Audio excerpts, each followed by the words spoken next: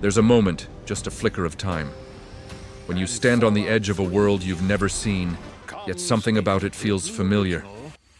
Maybe it's the smell of ozone in the alien air, the way the stars hang above like they've been watching your every choice, or maybe, just maybe, it's the voice inside whispering, "You've been here before."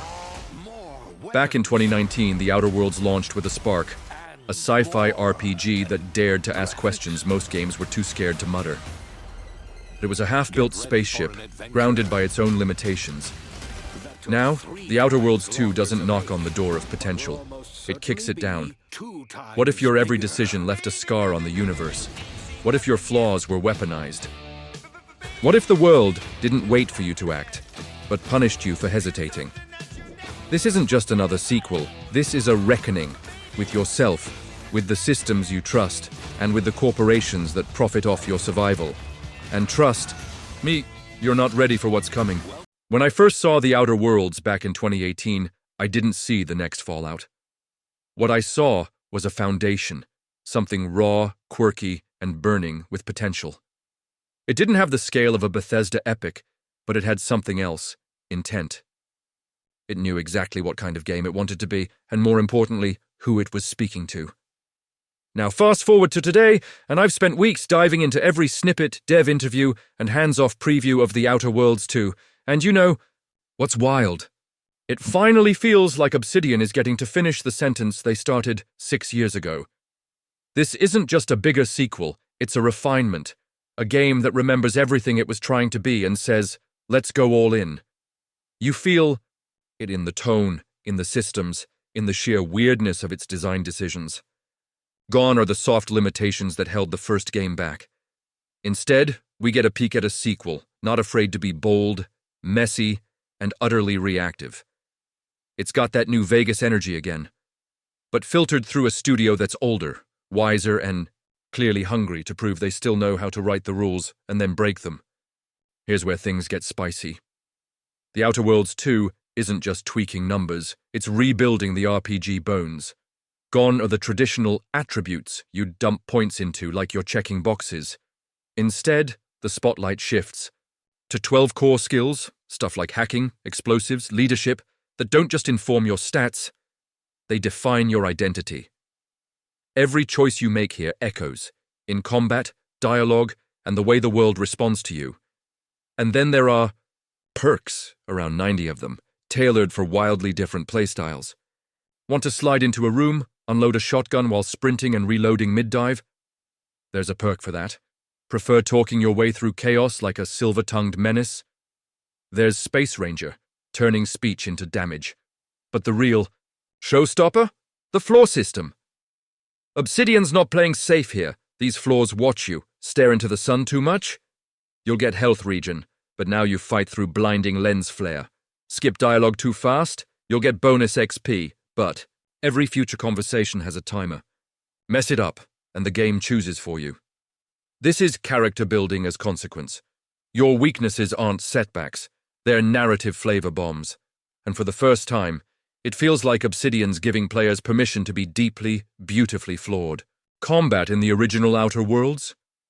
Let's be honest, it got the job done, but never stole the spotlight.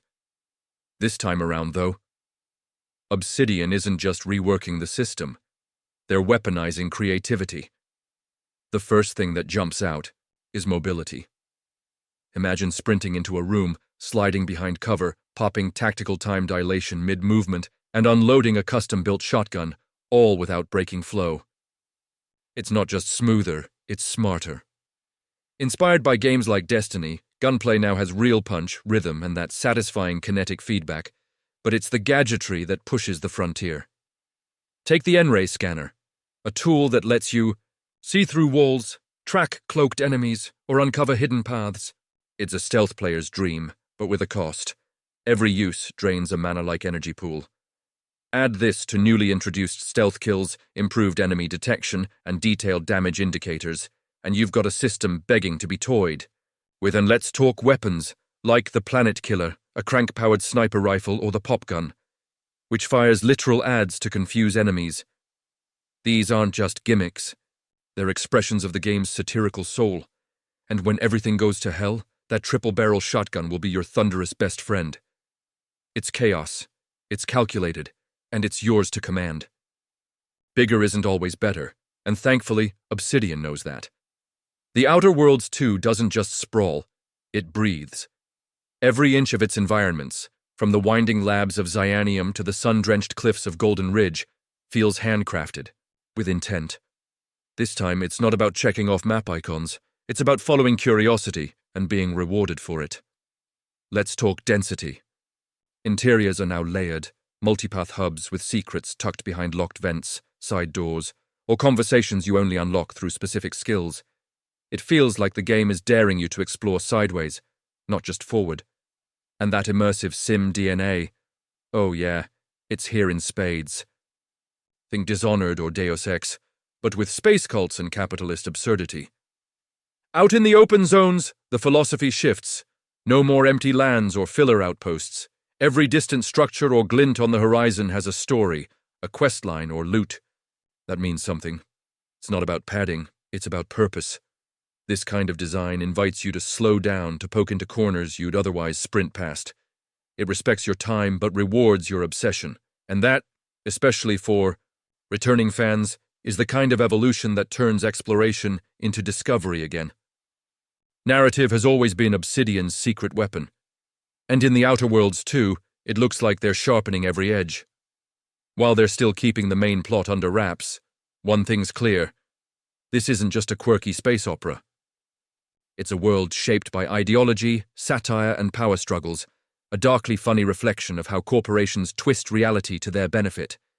And if the devs are to be believed, a world-shifting event hits you almost as soon as you land on Golden Ridge. No slow burn. This story wants to shake you up immediately. Factions are more than just logos this time. The Protectorate, Order of the Ascendant, and the bizarre merger of Auntie Cleo with Space's Choice, yep, Auntie's Choice is real, each bring their own warped philosophies. These aren't just flavor. They're lenses through which you'll view morality, loyalty, and survival. Some will charm you, others will manipulate, but all of them will force you to pick a side, even when neutrality feels safest. And companions? Optional, but meaningful. They won't hold your hand, but they might hold a mirror. Whether they amplify your worst instincts or challenge your beliefs, they're there to make sure this isn't just your story. It's a conversation between worldviews. So here we are, standing on the edge of something familiar, but undeniably transformed. The Outer Worlds 2 doesn't feel like a simple follow-up. It feels like a reclamation. A second chance for Obsidian to chase the RPG they meant to make all along. From the revamped skill trees and the wild perk Flaw combos, to stealth systems that finally pull their weight and worlds begging to be explored, not just navigated. It all suggests a game that's grown up without losing its rebellious streak. But here's the real question. Will it stick the landing? That's the gamble. Because this kind of ambition is risky. Balancing chaotic player freedom with meaningful consequences is no easy feat. But if anyone knows how to walk that razor's edge between clever satire and deep roleplay, it's the folks who gave us New Vegas. And now, I want to hear from you.